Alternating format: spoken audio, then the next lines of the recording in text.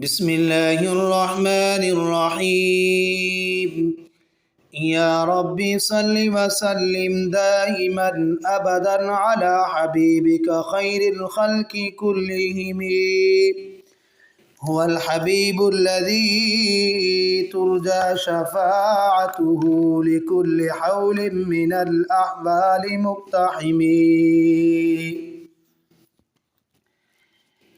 حاضرین و ناظرین، جیسا کہ آپ حضرات کو معلوم ہے کہ رمضان المبارک کے ہمارے دروس چل رہے ہیں۔ آج کا ہمارا درس رمضان کے 5 خصوصی اعمال۔ حضرت سلمان فارسی رضی اللہ تعالی عنہ فرماتے ہیں کہ سرکار دو عالم صلی اللہ علیہ وسلم نے رمضان المبارک میں ایک مرتبہ لوگوں سے مخاطب ہو کر ارشاد فرمایا، ہے لوگو، رمضان المبارک میں 5 چیزوں کو خصوصیت کے ساتھ کیا کرو، اہتمام کے ساتھ کیا کرو، یہ بہت نفع والی چیزیں ہیں، یہ بہت فائدہ مند چیزیں ہیں۔ پہلے نمبر پر کلمہ طیبہ کا ورد۔ جناب نبی مکرم صلی اللہ علیہ وسلم نے جو چیز ارشاد فرمائی، جس کا خوب اہتمام کرنا ہے، وہ کلمہ طیبہ ہے۔ آپ نے سنا ہوگا اللہ کے پاک پیغمبر صلی اللہ علیہ وسلم نے ایک اور مقام پر فرمایا، کیا فرمایا؟ افضل ذکری لا الہ الا اللہ۔ جتنے بھی اذکار ہیں، سارے ذکروں میں سے افضل ترین ذکر لا الہ الا اللہ محمد الرسول اللہ ہے۔ اب کثرت سے اس کا ذکر کرنا ہے۔ مطلب کیا؟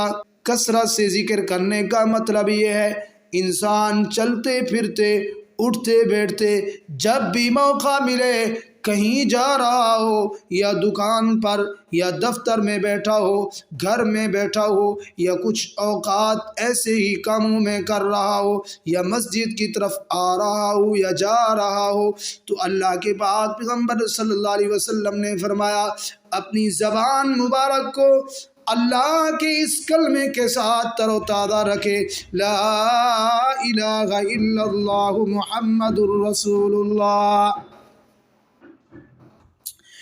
جناب نبی کریم صلی اللہ علیہ وسلم نے ارشاد فرمایا، یہ کلمہ اگر 100 سال کا کافر بھی سچے دل سے پڑھ لے تو فرمایا کہ اس کا بھی سچے دل سے اس کلمے کو پڑھ لے، اگر وہ کوئی عمل کیے بغیر، کوئی نیک عمل بھی نہیں کیا، صرف کلمہ یہ پڑھا ہے، تو فرمایا فوت ہو گیا تو ڈائریکٹ جنت میں جائے گا۔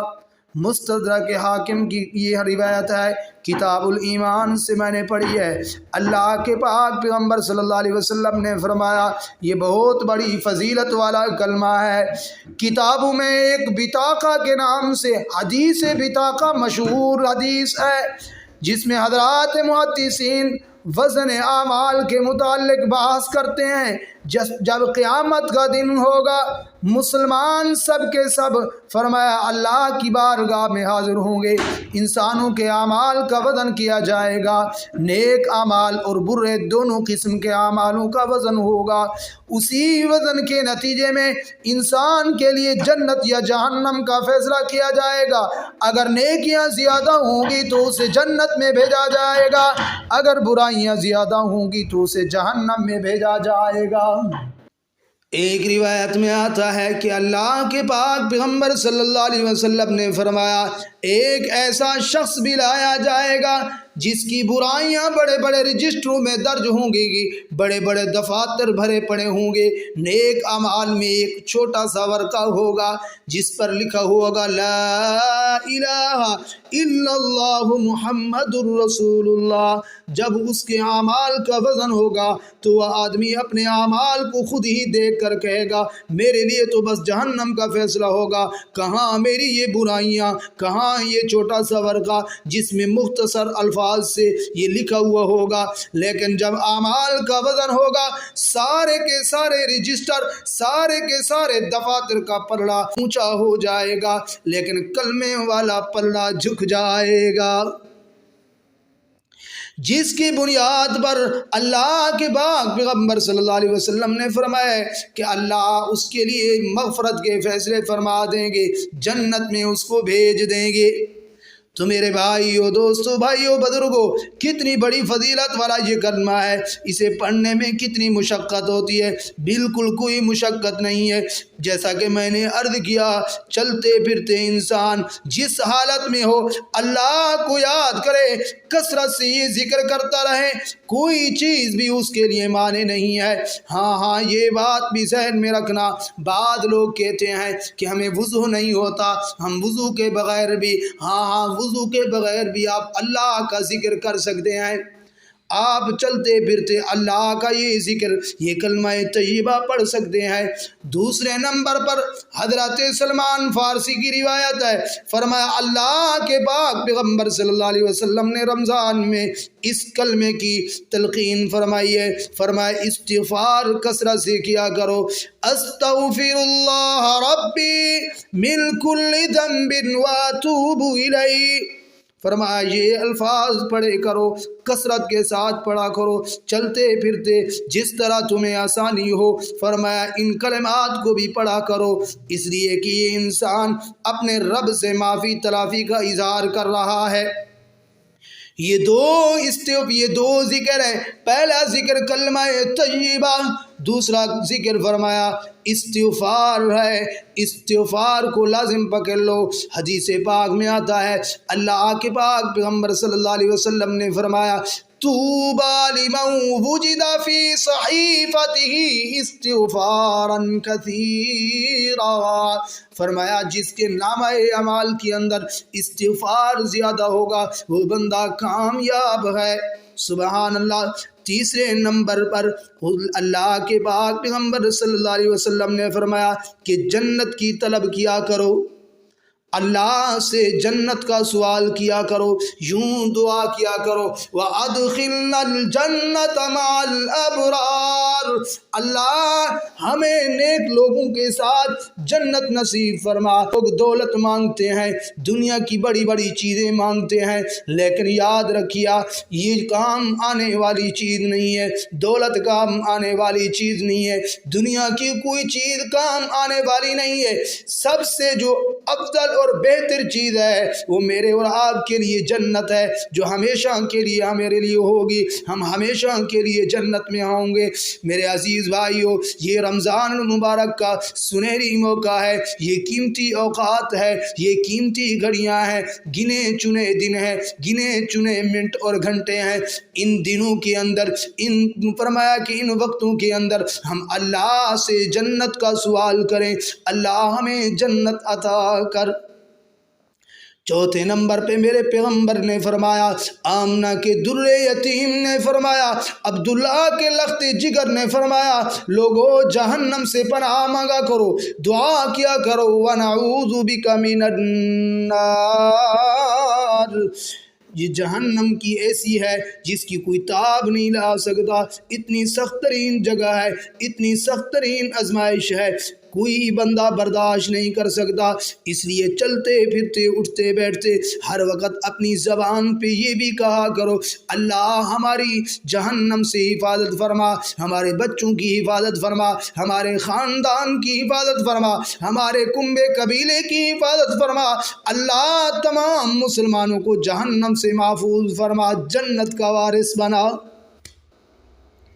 جیسا کہ آپ نے دیکھا ہوگا اللہ کے پاک پیغمبر صلی اللہ علیہ وسلم نے فرمایا اسألوا حوائجکم، فرمایا اپنی حاجات اللہ کے سامنے رکھا کرو۔ یہ پانچویں چیز ہے، اپنی حاجات اللہ کے سامنے رکھو۔ دیکھو تسی کیسا میرا اللہ ہے، اللہ خود فرماتے ہیں اپنی حاجات کا میرے سے سوال کرو۔ ہاں فرمایا کہ دنیا کے لوگ ہیں، آپ دنیا کے لوگوں کے سامنے جاتے ہیں، ان پہ در پہ دستک دیتے ہیں، لیکن آگے سے مختلف قسم کے جواب آتے ہیں، کوئی دیتا نہیں ہے، کوئی دیتا ہے تو آگے سے باتیں کرتا ہے۔ میرا اللہ کیسا ہے، میرے اللہ کے خزانوں میں کمی نہیں ہے۔ دیکھ تو صحیح، اگر ہم دنیا کے لوگوں سے مانگتے ہیں تو وہ ہم سے ناراض ہو جاتے ہیں۔ میرے میرا اللہ اس کا معاملہ اللہ سے برعکس ہے، اللہ سے کوئی نہ مانگے تو وہ ناراض ہوتا ہے، مانگنے والوں سے وہ خوش ہوتا ہے۔ حدیث پاک کے اندر ہے، فرمایا ویسے تو رمضان کے علاوہ رات کے آخری حصے میں اللہ آسمان دنیا پہ نازل ہو کر اعلان کرتے ہیں، لیکن اب تو رمضان آ چکا ہے، قیمتی اوقات ہیں، قیمتی گھڑیاں ہیں۔ فرمایا کہ جیسے ہی سورج غروب ہوتا ہے آسمان دنیا پہ اللہ کا نزول ہوتا ہے۔ فرمایا یا یہ ہے کہ اللہ ایک فرشتے کی ڈپٹی لگا دیتے ہیں، وہ اعلان کرتا ہے، کیا اعلان کرتا ہے؟ الا من مستغفر، ہائے کوئی سے مغفرت چاہنے والا گنہگار بندہ، 11 مہینے اس نے اپنی زندگی گناہوں کے اندر گزاری ہے یا ساری زندگی گناہوں کے اندر گزاری ہے، لیکن اللہ فرماتے ہیں الا من مستغفر، ہے کوئی بندہ مجھ سے معافی تلافی کرنے والا، فرمایا میں رب اس کو معاف کر دوں۔ اگر وہ مجھ سے اپنے گناہوں کی معافی چاہتا ہے میں رب اس کو معاف کر دوں گا۔ الا من مسترزق، ہائے کوئی رزق چاہنے والا بندہ میں اس کو وافر مقدار کے اندر رزق عطا کروں۔ الا من مبتلین، ہے کوئی مصیبت زدہ بندہ کہ میں اسے عافیت عطا کروں، میں اسے صحت عطا کروں، میں اسے عزت عطا کروں۔ میری رحمت وسیع ہے، میری رحمت سے مایوس نہ ہویا کرو۔ اللہ خود اعلان فرماتے ہیں الا تقنطوا من رحمت اللہ، اللہ کی رحمت سے مایوس نہ ہویا کرو۔ اب تو رمضان آ چکا ہے، بھائیو دوستو بزرگو، اللہ کی رحمتیں ٹھٹھا مار رہی ہیں، بلا رہی ہیں، بھانا مانگ رہی ہے، کسی طریقے پہ تم رب کے در پہ آ تو جاؤ، اللہ کے سامنے ہاتھ پھیلاؤ، اللہ تمہیں معاف فرما دیں گے۔